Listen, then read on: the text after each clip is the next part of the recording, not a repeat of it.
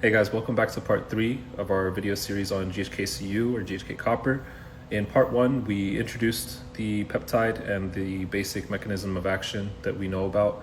In part 2, we looked at the preclinical trial data, basically summarized everything real quick because I feel like most people already know the gist of what it does. And in part 3, we're going to be discussing the human clinical trial data that exists. As always, my name is Dr. Bahati, fully licensed medical physician and fitness and wellness enthusiast. Let's get into it. So, like most peptides, there's not a whole lot of data in humans with GHKCU. The best design study that's available is a randomized double-blind trial using a topical application of GHKCU after CO2 laser resurfacing. It was a very small trial. There were only 13 adults that were involved.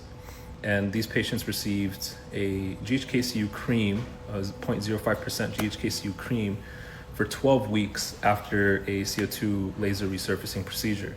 Then after 12 weeks, they underwent an objective evaluation and then a subjective evaluation.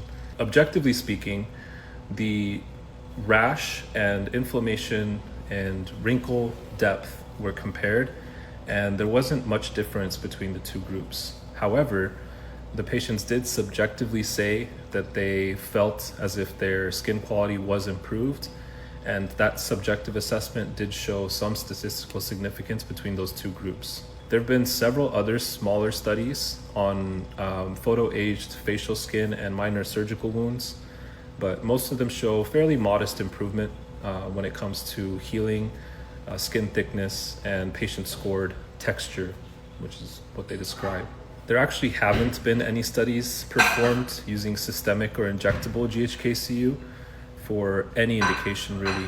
So again, the question always remains, why is there so little clinical data? Well, first of all, GHKCU is marketed as a cosmetic ingredient and not a drug. So you actually don't need these large investigational new drug programs in order to study it. Additionally, a lot of the patents that were obtained for GHKCU have actually expired, so there's very little financial incentive on the end of the pharmaceutical companies to pursue further research in people. The other thing is, in terms of pharmacokinetics itself, we know that GHKCU has an incredibly short half-life, 30 to 60 minutes, which would require research into a more stable analog. So at the end of the day, my take is that it has promise. It's shown to be very benign, so to speak. Very little toxicity shown in preclinical and clinical trials. This isn't topical formulations, so you can't necessarily translate that over to systemic use, like what people are doing with the subcutaneous administration. The thing that I kind of consider is that it's been proven to have a very short half-life.